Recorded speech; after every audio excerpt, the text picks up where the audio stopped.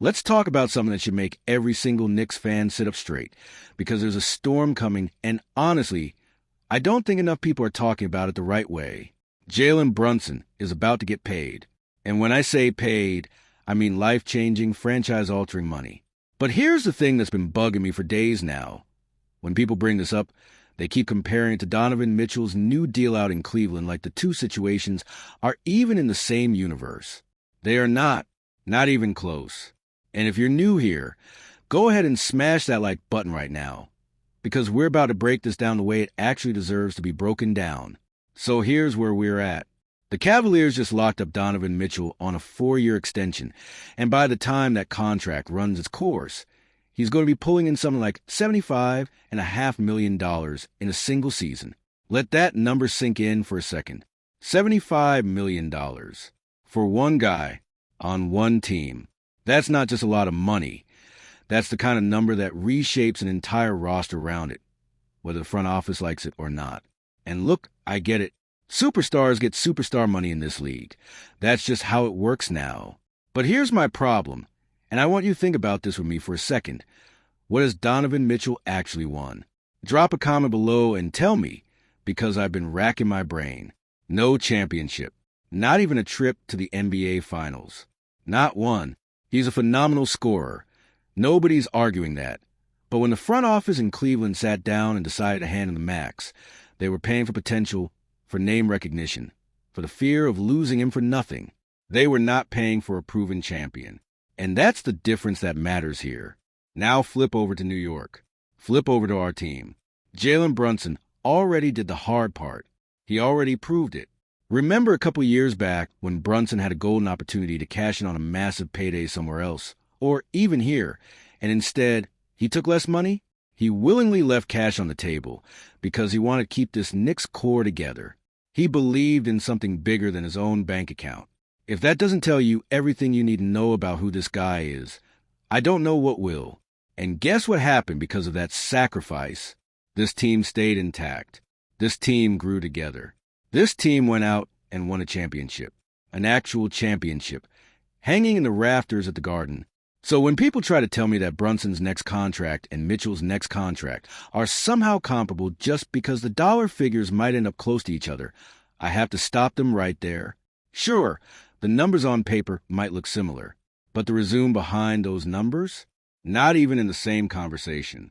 Brunson has already delivered a title as arguably the best player on a championship roster. Mitchell hasn't sniffed one.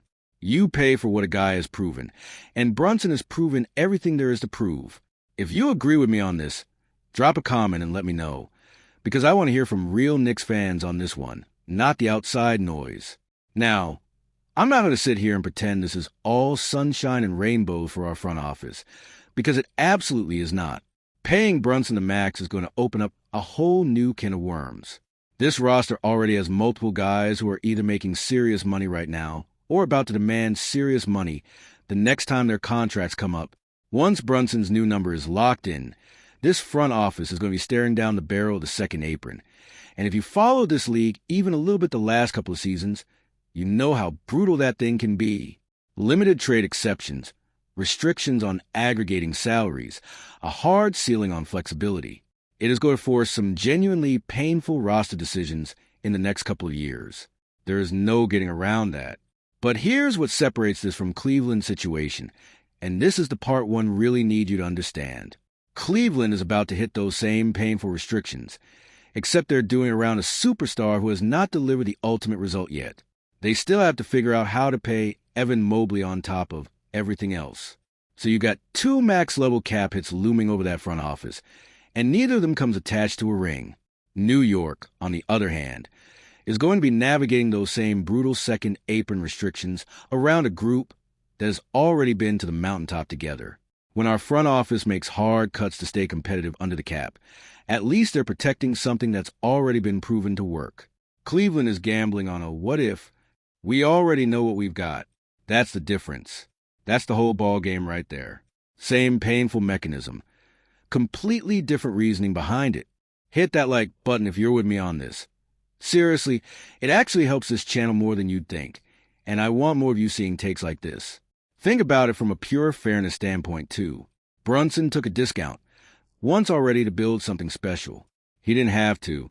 Plenty of stars in his position would have chased the bag immediately and let the front office sort out the consequences. He didn't do that.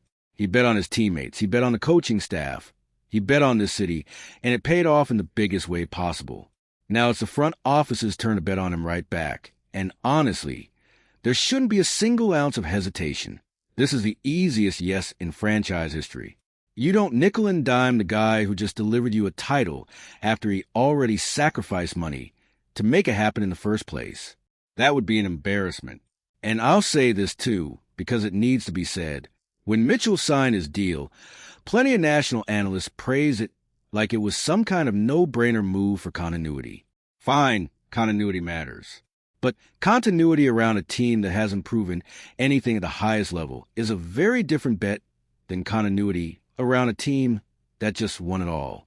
If Brunson's extension ends up costing the Knicks similar money to what Mitchell is getting in Cleveland, nobody in New York should complain for even a second. We are getting the better end of that deal every single time, no matter how you slice it. So here's where I land on all of this. Yes, the Knicks are heading into some genuinely difficult financial territory.